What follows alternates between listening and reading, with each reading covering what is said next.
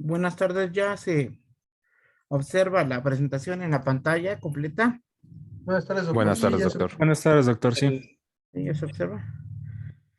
Perfecto, entonces empezamos, ¿no? Es una tarde, bueno, aquí en el oriente de la ciudad, lluviosa y fría. Este, un té caliente, un cafecito, alguna cosa así. Este, y vamos a trabajar un elemento muy importante que se llama insuficiencia respiratoria. Entonces, la parte relevante de todo esto es que esencialmente tú puedes dejar de comer 8 días y no pasa nada, puedes dejar de tomar agua 2 o 3 días, no pasa nada, pero no puedes dejar de respirar 5 minutos, ¿no? Si dejas de respirar 5 minutos se acaba toda la historia. Entonces, existe diferente nivel de sensibilidad para lesión en las diferentes células del organismo debidas a la hipoxemia y la hipoxia, ¿no? Entonces, debido a la hipoxemia y la hipoxia, existen diferentes lesiones y las primeras células que fallecen son las neuronas, ¿no? Entonces, aquí me van a perdonar los neurólogos con toda su ciencia y todas las interconexiones y todo lo bello del cerebro, este, es el primero que se muere sin oxígeno, ¿no? Es el primero que se muere sin oxígeno. Las neuronas son las primeras que sufren lesión por hipoxia. Entonces vamos a trabajar una parte que es relevante, es decir, ¿qué es importante en la fisiopatología de la insuficiencia respiratoria para saber por qué no solamente la neumonía de moda actual, ¿no? SARS-CoV-2, sino, sino muchas otras patologías que terminan en insuficiencia respiratoria, ¿por qué hacen que fallezcan las personas, ¿no? ¿De qué están falleciendo las personas a las que se les detecta insuficiencia respiratoria? Bueno, de esta fisiopatología que vamos a comentar, que finalmente termina en la hipoxia celular y en la muerte de la célula.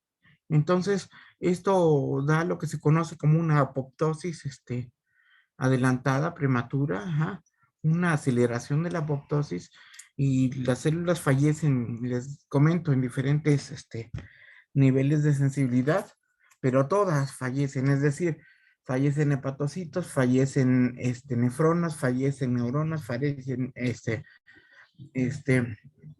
miocitos de célula cardíaca. Y cuando esto ocurre, cuando estas células fallecen, fallan los órganos y fallece la persona, ¿no? Esta es la parte cruel de la historia, ¿no? Porque al final de cuentas,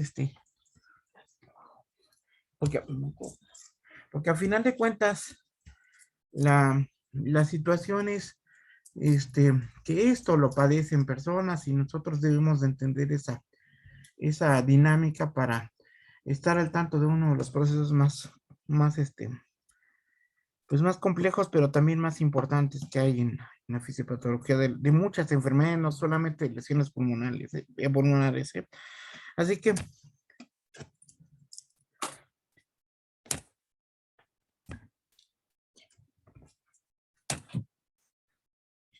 que, tenemos este, dos tipos de insuficiencia respiratoria. Nosotros llamamos insuficiencia respiratoria hipoxémica a la tipo 1 y nosotros llamamos insuficiencia respiratoria hipercápnica o tipo 2 a la segunda.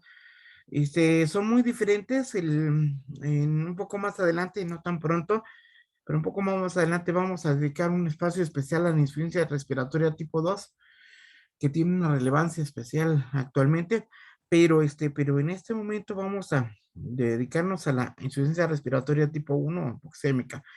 Recuerden lo que estamos comentando son elementos de conocimiento del consenso americano-europeo de la fisiología y fisiopatología respiratoria, ¿de acuerdo?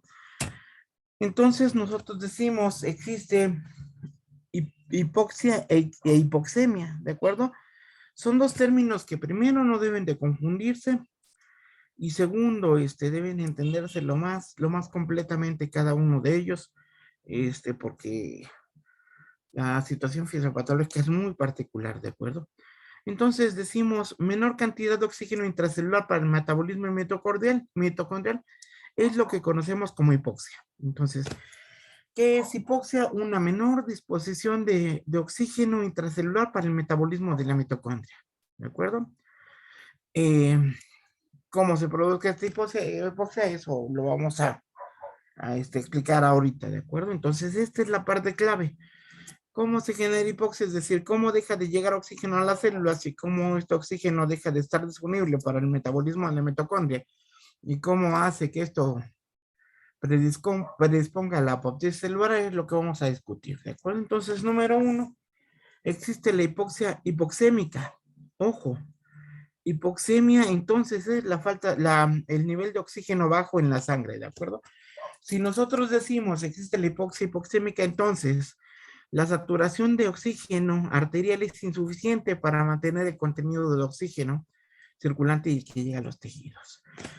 Esta categoría de hipoxia es la única que involucra al aparato respiratorio, la única que involucra al aparato respiratorio en la fisiopatología, es decir, en el daño para la muerte celular, ¿de acuerdo? Porque número dos, tenemos hipoxia anémica. La hipoxia anémica se refiere a que el intercambio gaseoso es satisfactorio, es decir, el pulmón funciona adecuadamente, pero es insuficiente la hemoglobina para el transporte de ese oxígeno y que el oxígeno llegue a los tejidos, nutra las células y se establezca el metabolismo mitocondrial, ¿de acuerdo? Entonces, ¿qué es lo que ocurre?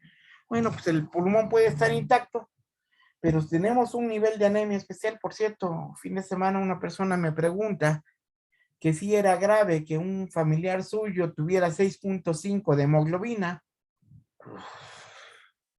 Terrible el nivel de ignorancia, ¿no? Terrible el nivel de ignorancia, porque 6.5 de hemoglobina es una bestialidad de anemia. Y por supuesto que esa anemia ya interfiere con el transporte de oxígeno, ¿de acuerdo? Entonces,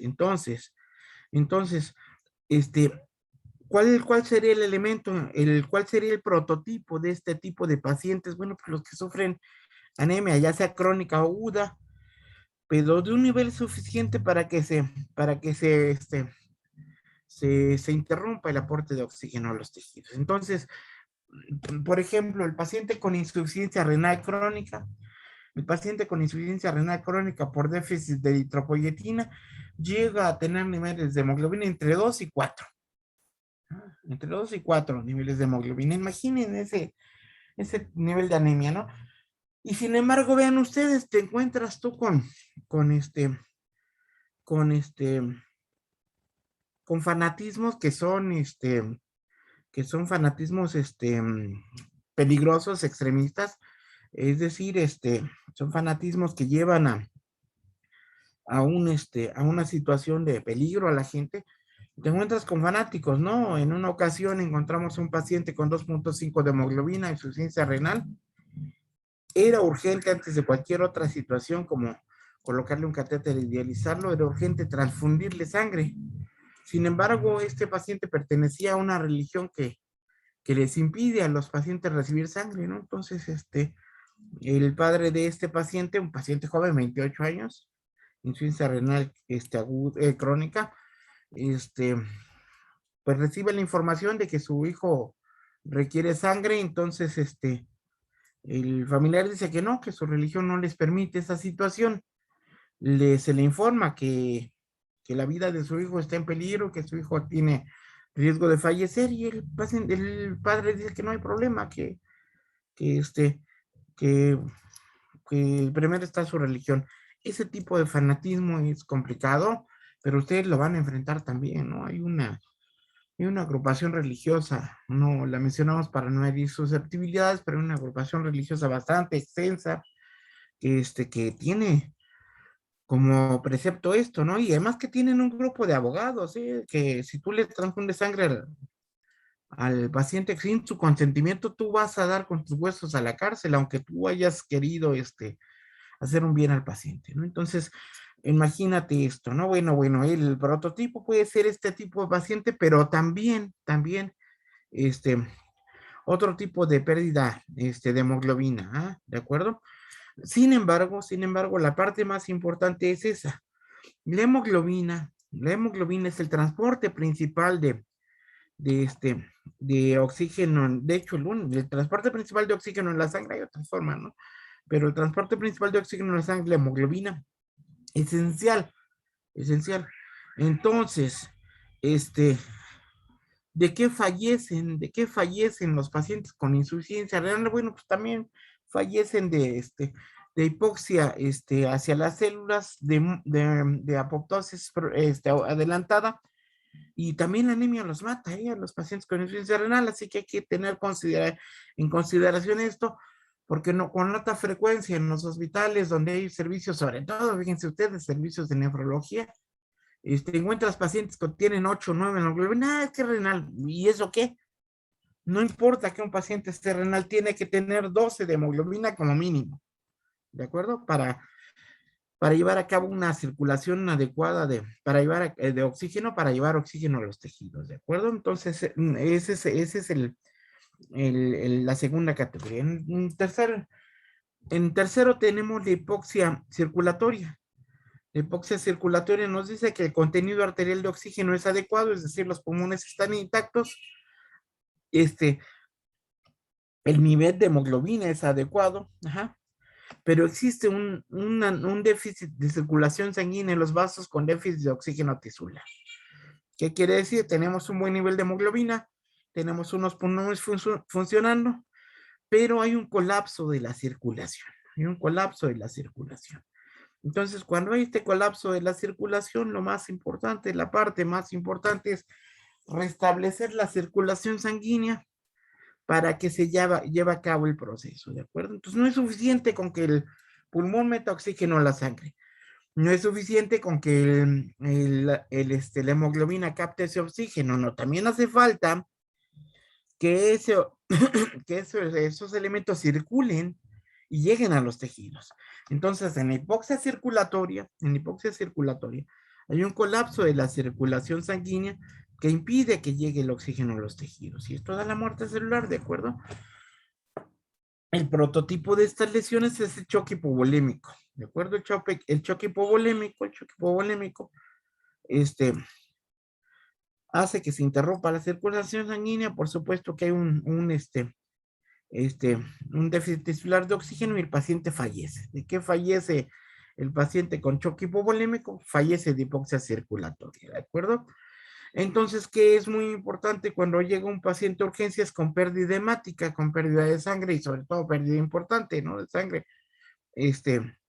Bueno, pues cuando un paciente llega a urgencias con pérdida de sangre, lo más importante es restablecerle sangre. Es muy frecuente que llegue el paciente a urgencias, le metan líquidos para mantener la presión sanguínea y efectivamente levantan la presión sanguínea en poco tiempo, pero resulta que el agua no transporta oxígeno, ¿no?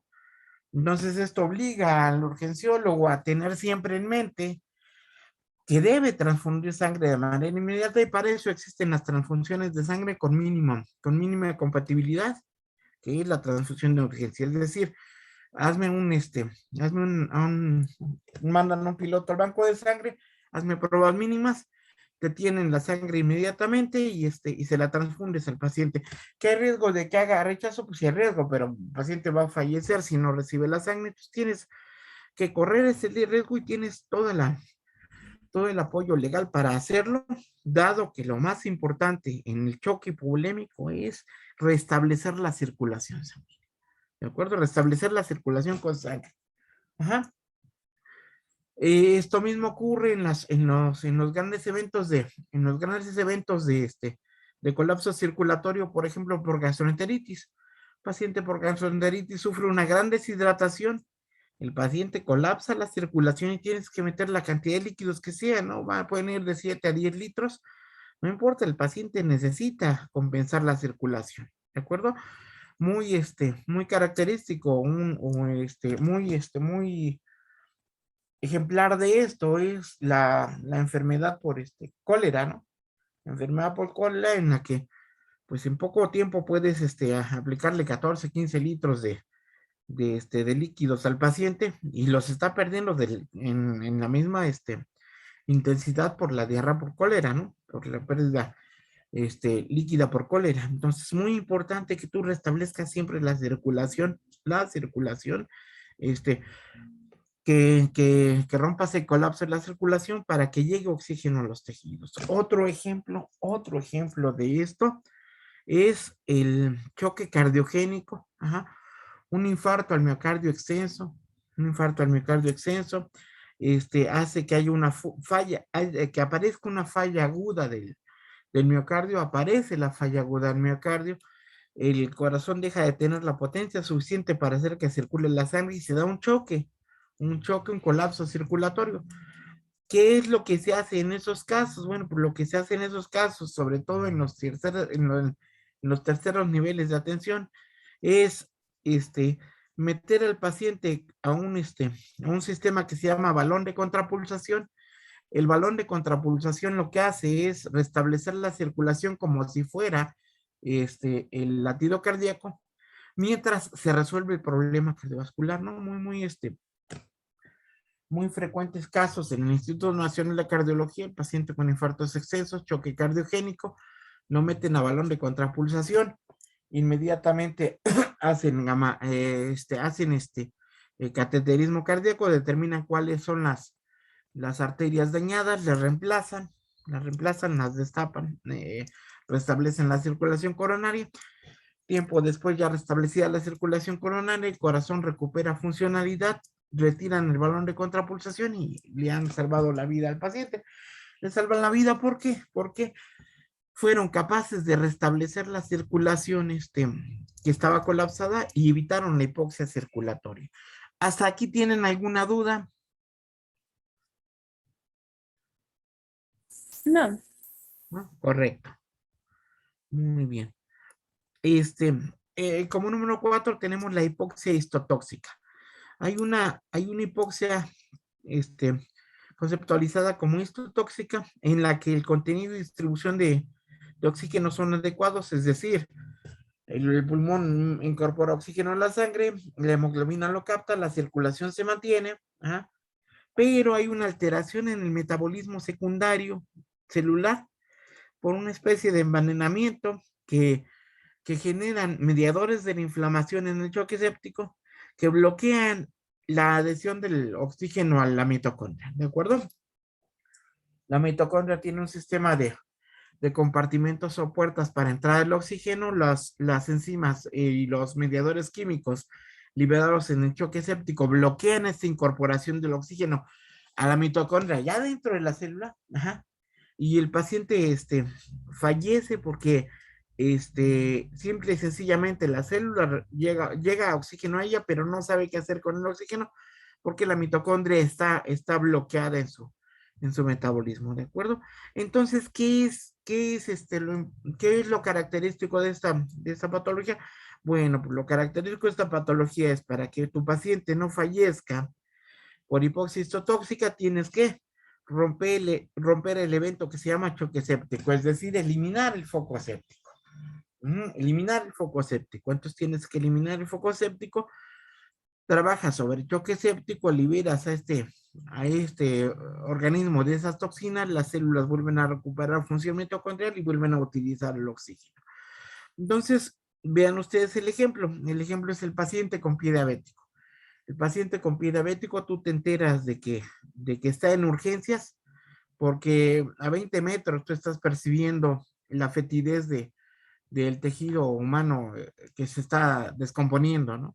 Y el pie diabético verdaderamente se descompone. Es una situación bastante dramática porque te puede arruinar la cena, un olor de esa intensidad, pero la verdad de todo esto es que paciente con pie diabético que llega con choque séptico, lo que tiene que hacer la unidad que atiende es quitar el foco infeccioso. Entonces, el paciente se propone para amputación del miembro que está dañado, ¿de acuerdo?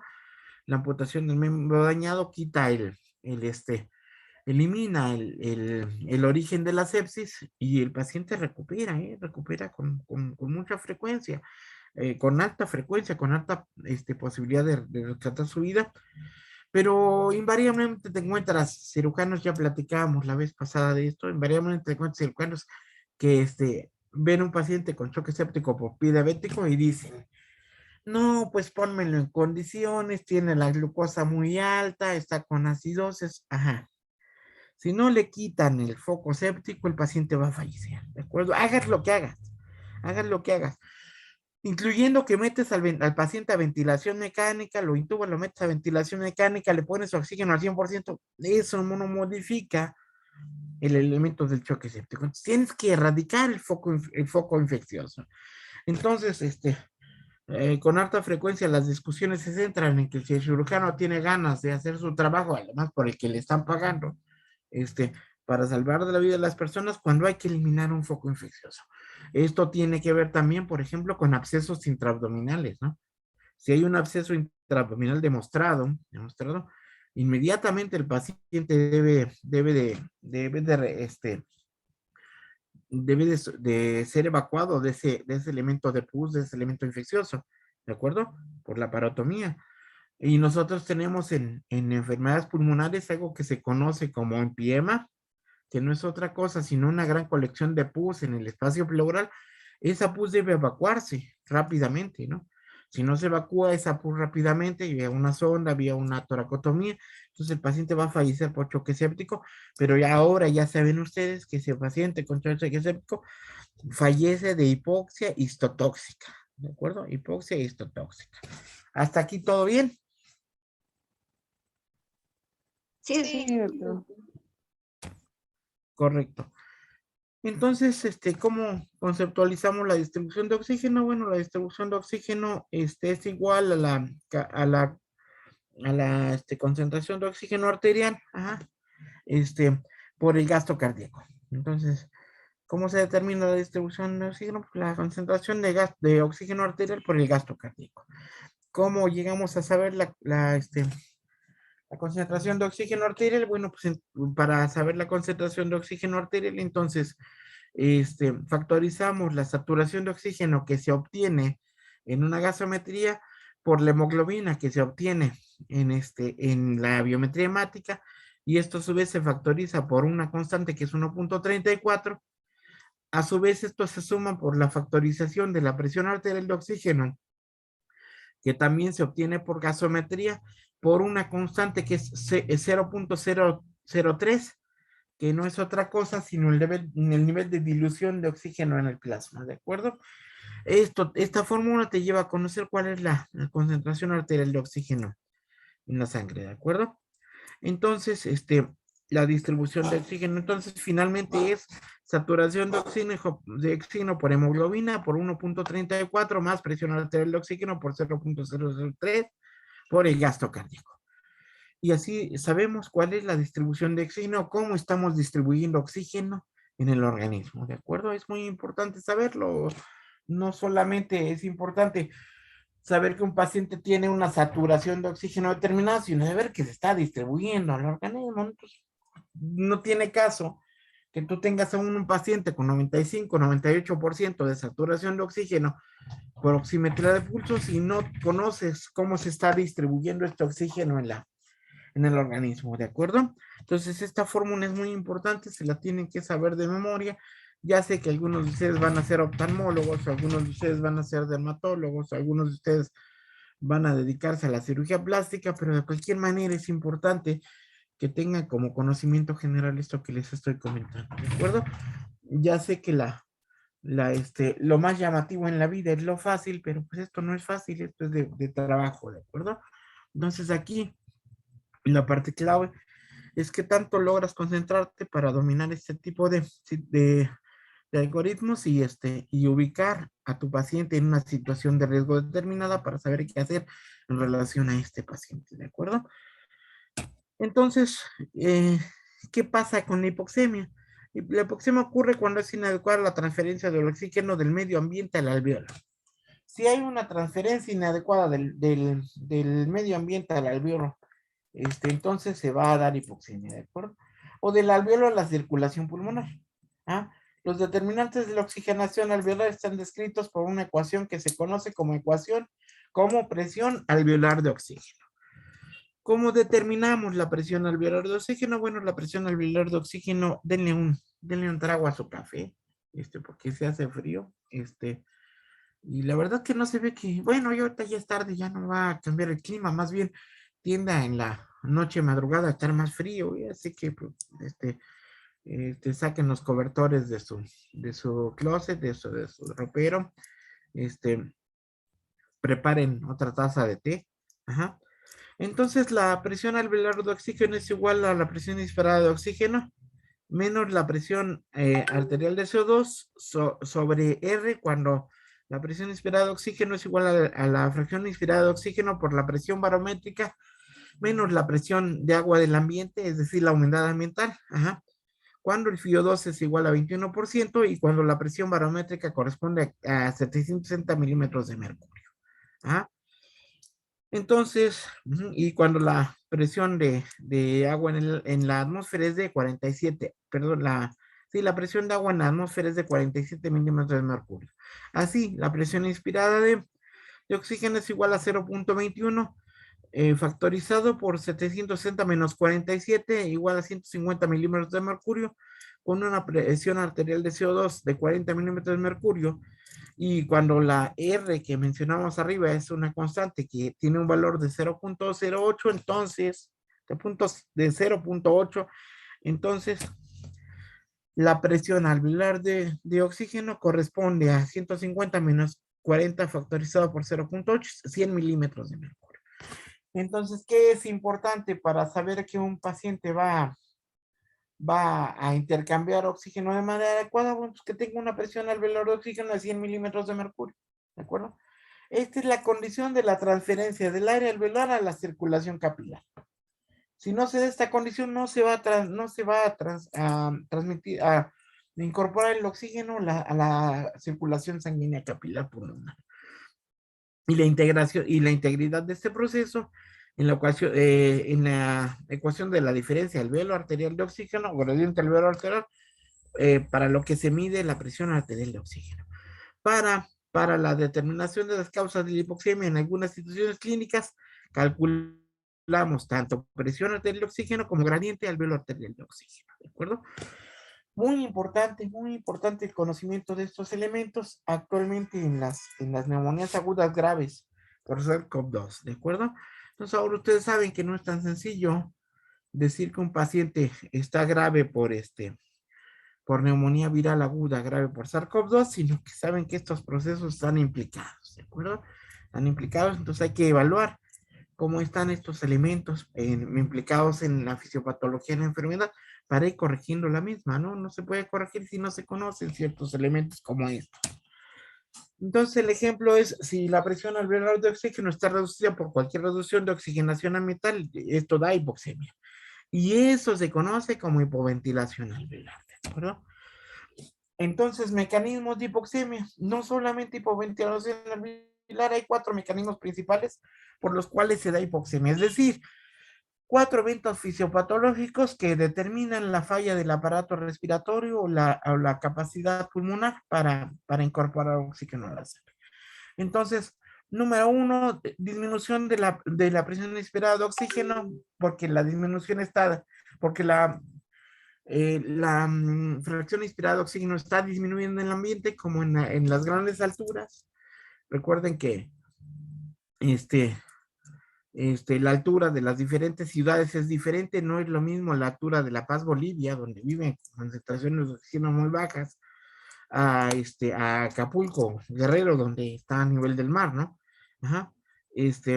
Eh, las disminuciones de presión barométrica, como en las grandes alturas, por ejemplo, en la aviación, ajá, y algunos elementos como la anestesia que conllevan disminución de la presión inspirada de oxígeno, porque estas son imperceptibles para el anestesiólogo poco hábil, y hay muchos de esos. Ajá. Número 2, hipoventilación alveolar, que les comentaba hace un momento, ¿no? Les comentábamos lo que es la hipoventilación alveolar, que tiene que ver con que esté disminuida la presión alveolar de oxígeno. Ya decíamos los componentes de la fórmula para determinarlo. Número 3, las alteraciones de la ventilación y la perfusión. Las alteraciones de la ventilación y la perfusión son muy importantes porque hay dos elementos, dos grandes grupos de enfermedades. Dos grandes grupos de enfermedades que llevan de hecho, de un lado hay una sola enfermedad, del otro es un grupo de enfermedades que llevan alteraciones de la relación ventilación-perfusión. Entonces, las alteraciones de la ventilación-perfusión tienen que ver con dos grupos, por un lado, un grupo importante de enfermedades que son las neumopatías obstructivas crónicas, ajá, que determinan que no llegue suficiente volumen de gas al alveolo, aunque la circulación sanguínea está mantenida. Entonces, esto lleva lleva la relación hacia la derecha y no funciona, ¿de acuerdo? Pero, si el pulmón está bien ventilado, pero mal perfundido, entonces tampoco se va a llevar el intercambio gaseoso, es decir, llega la presión alveolar de oxígeno es la adecuada, es de 100 milímetros de mercurio o mayor cuando estás aportando oxígeno suplementario, porque la presión alveolar de oxígeno puede ser mayor a 100, 120, 150 milímetros de mercurio, cuando tú estás aportando oxígeno por algún método de alto débito, pero si la circulación sanguínea está interrumpida, como en la tromboembolia pulmonar, entonces no va a haber adecuada oxigenación y esto genera hipoxemia, ¿de acuerdo? Si ustedes quieren dos prototipos de las alteraciones de la ventilación en la perfusión, entonces tenemos número uno, número uno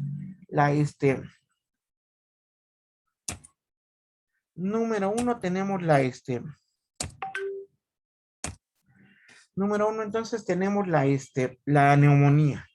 La neumonía comunitaria es un foco neumónico. Por cierto, no hemos platicado acerca de las manifestaciones radiográficas de la neumonía, por eso ahorita quizá no tengan la idea muy precisa, pero un poco más adelante vamos a trabajar acerca de las, de las manifestaciones radiográficas de las neumonías. Una es la neumonía comunitaria y otra es la neumonía intersticial difusa, ¿de acuerdo? La neumonía infecciosa intersticial difusa es así, ocupa ambos pulmones desde las partes inferiores hasta las partes superiores o de las partes superiores hasta las partes inferiores de manera bilateral, y esta es la neumonía famosa, la neumonía típica. Vamos a platicar un poco más adelante, ¿eh? No se preocupen, vamos a regresar nuevamente a ello. ¿De acuerdo? Entonces, pero hay una neumonía que se conoce como neumonía comunitaria, que es una neumonía localizada. Es un foco neumónico, es una opacidad homogénea más o menos redondeada que involucra, vean ustedes, uno o dos segmentos pulmonares, a veces puede involucrar un lóbulo, ¿de acuerdo? Y se conoce como neumonía lobar, ¿de acuerdo? Entonces, vean ustedes, si nosotros tenemos neumonía en el segmento 6, tenemos una neumonía en el segmento 6, fíjense qué es lo que pasa. Lo que pasa en una neumonía del segmento 6 es que a ese lugar, en ese lugar en donde está la neumonía, se ha producido un proceso infectoinflamatorio que ha terminado generado por un microorganismo, una bacteria, que ha terminado por generar una cantidad de líquido que ocupa los alveolos en esa zona. Ocupa los alveolos, es un líquido que tiene detritos celulares, que tiene gérmenes, bacterias, que tiene pero esencialmente el líquido está ocupando el alveolo lo ocupa completamente y ocupa un gran grupo de alveolos. Ajá. Y en esa zona no llega ventilación, ahí no llega gas, en esa zona no llega gas, esa es una zona donde no llega oxígeno, ¿de acuerdo? Entonces vean ustedes, la sangre que debe de llegar a esa zona, la sangre que debe de llegar a esa zona, bueno, que llega a esa zona vía la circulación pulmonar, ajá, choca con esa zona donde no hay ventilación, donde está ocupado por la neumonía, la sangre da un rodeo, la sangre da un rodeo y regresa al ventrículo izquierdo sin haberse oxigenado, porque ahí no se oxigena. Entonces eso genera un porcentaje de sangre que no se oxigena y que regresa al ventrículo izquierdo sin oxigenación, y esto condiciona hipoxemia.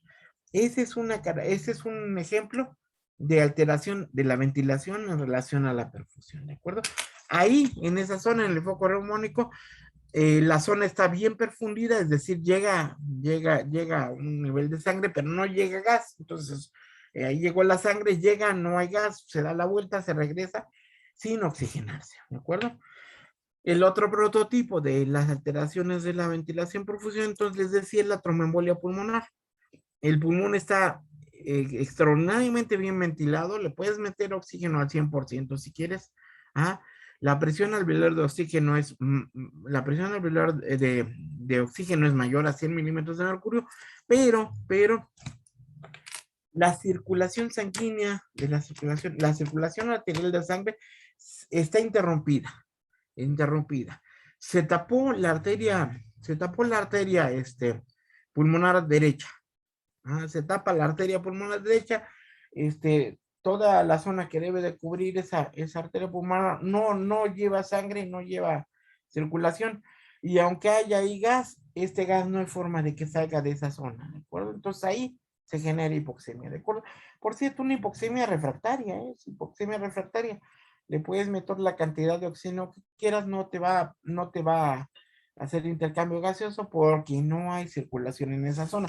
Lo que tienes que hacer es eliminar el coágulo que se fue para allá. Recuerda que en la tromboembolia pulmonar se genera un coágulo, un trombo en los miembros pélvicos, se suelta y pasa, atraviesa el ventrículo derecho, pum, y se va hacia la circulación pulmonar y la tapa, y la tromboembolia pulmonar es una causa frecuente de muerte, y a veces ni cuenta nos damos cuenta de que el paciente falló de tromboembolia porque le hacen autopsia, entonces aparece la tromboembolia, ¿de acuerdo?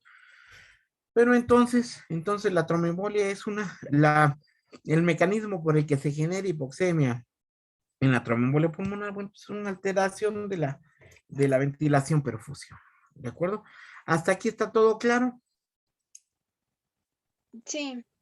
Sí, doctor. Bueno, perfecto. Entonces, número 4, las alteraciones de la difusión. Aquí hay una parte importantísima, desgraciadamente no se puede abarcar todo al mismo tiempo, por eso vamos a retomar algunas situaciones, de esto que les estoy platicando. Esto no lo vayan a olvidar porque a esto vamos a estar regresando conforme vamos la fisiopatología de muchas enfermedades. Pero entonces ahorita les explico las alteraciones de la difusión. Las alteraciones de la difusión tienen que ver con un engrosamiento especial de la membrana alveolo-capilar. Recuerden que la membrana alveolo-capilar es una membrana micrométrica, son micras lo que miden, de tal manera que están adyacentes la pared del alveolo con la pared del capilar pulmonar. Ajá. Esta membrana alveolo-capilar está íntegra, el oxígeno difunde por difusión simple. Nada más basta con que haya suficiente oxígeno en el alveolo y que esté circulando el electrocitos del otro lado y el oxígeno se va para allá, ¿de acuerdo? Y del otro lado al revés, hay una gran concentración de CO2. Difunde hacia el alveolo y se elimina. Y es difusión simple, no necesita ningún facilitador ni nada. Pero en procesos en donde esta membrana se ve engrosada, en las neumopatías intersticiales, por ejemplo, por fibrosis de esa zona, por llegada de fibras de colágeno, engrosamiento pero se da la hipoxemia por este engrosamiento y es una alteración de la difusión. Pero ahora, vean ustedes, ahora, en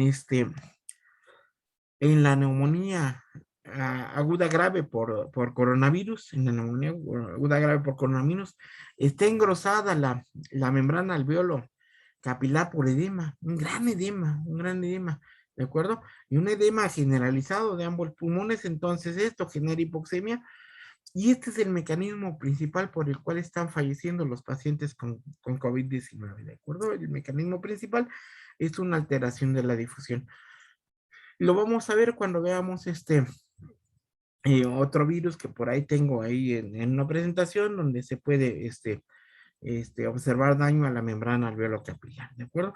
Pero muy importante para mí que vieran que revisáramos estos mecanismos, no se les vaya a olvidar que los trastornos de difusión tienen que ver con con trastornos de la membrana alveolo-capilar, ¿de acuerdo? Sobre todo procesos crónicos con fibrosis, con engrosamiento por fibras de colágena, como en la fibrosis pulmonar idiopática, o bien alteraciones de la difusión debidas a edema agudo grave, ¿no? Edema agudo pulmonar, ya sea de origen cardíaco o de origen no cardíaco, como en las neumonías SARS-CoV-2 actuales, ¿de acuerdo? Este es el mecanismo por el que están falleciendo las personas que desgraciadamente tienen esta neumonía, que por cierto ahora está afectando a gente joven también, ¿no? Bueno, entonces vean ustedes, estos cuatro mecanismos de hipoxemia, no vayan a pensar ustedes que estos cuatro mecanismos son elementos separados, no.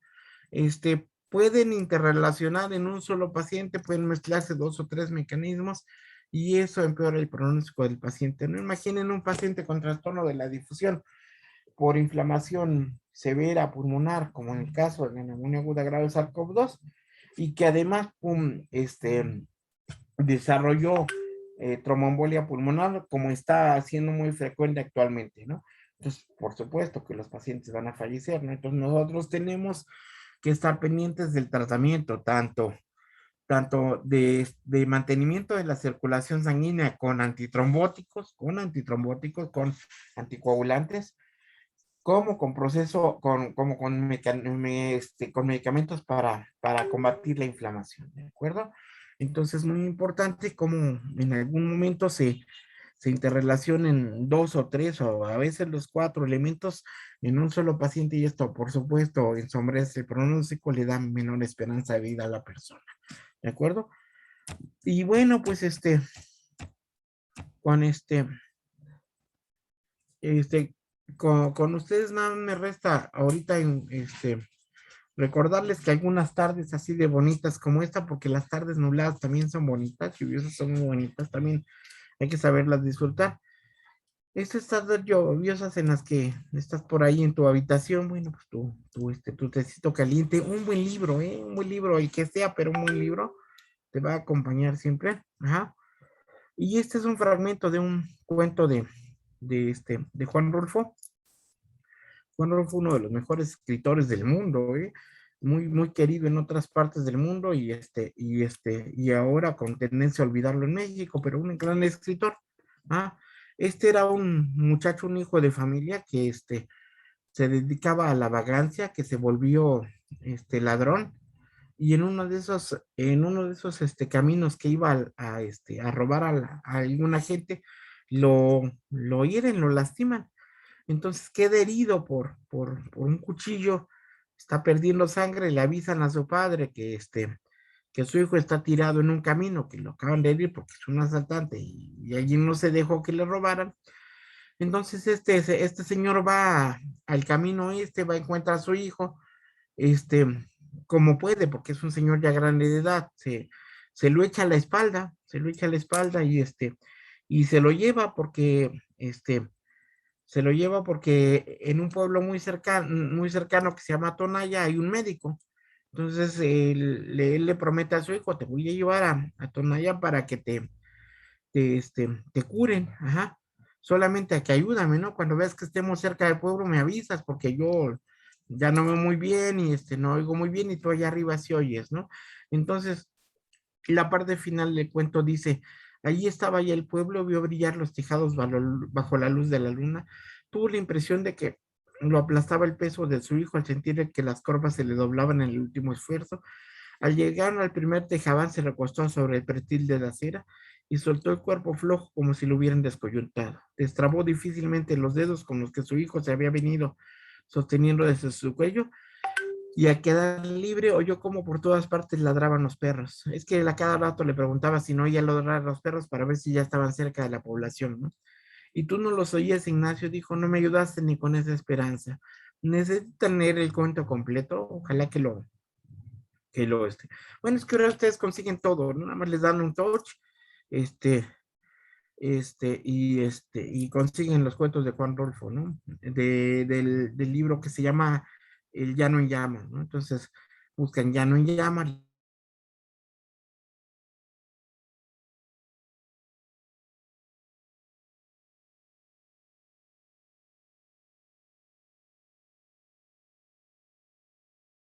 Yo por el momento le dejo hasta ahí.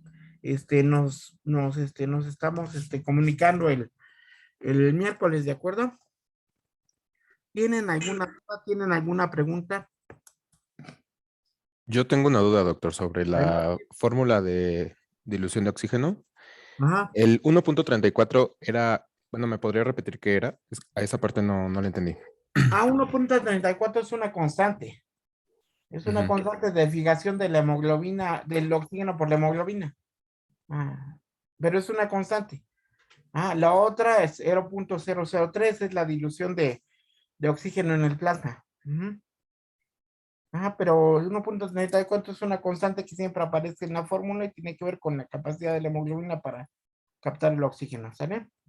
Muchas gracias. Ok, no, ¿de qué? Para servirles. ¿Alguna otra duda? Yo, Ajá. ese resultado, el resultado que nos salga en esa fórmula, ¿dónde lo comparamos para ver si está en peligro el paciente, por así decirlo? ¿Mandé?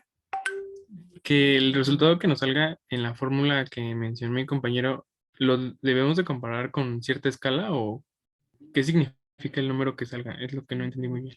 El número que salga de cuál resultado. Es decir, la distribución de oxígeno o la presión alveolar.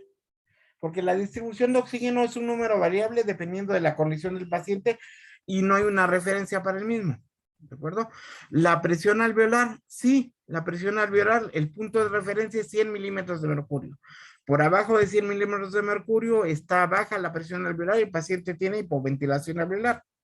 Por arriba de 100 milímetros de mercurio, el paciente tiene una presión alveolar de oxígeno adecuada para el intercambio gaseoso. Entonces, el dato de la distribución de oxígeno es variable y depende de las condiciones en las que se encuentra el individuo en cuestión. ¿De acuerdo? Ese no tiene un valor de referencia. El valor de referencia es en relación a la presión alveolar de oxígeno que debe de ser siempre 100 milímetros de mercurio o mayor. Por debajo, el paciente está en un problema de hipoventilación alveolar. Entonces, ¿cómo identificas que el paciente tiene hipoventilación alveolar? Bueno, pues estableces la fórmula, te da menos de 100 milímetros de mercurio, 80 milímetros de mercurio, 70 milímetros de mercurio, y entonces tienes hipoventilación alveolar. ¿De acuerdo? Si tienes 100 milímetros de mercurio o más, la presión alveolar de oxígeno es normal. Ajá. ¿Con eso es suficiente? Sí, doctor, gracias. Correcto, para servirte. ¿Alguna otra duda más?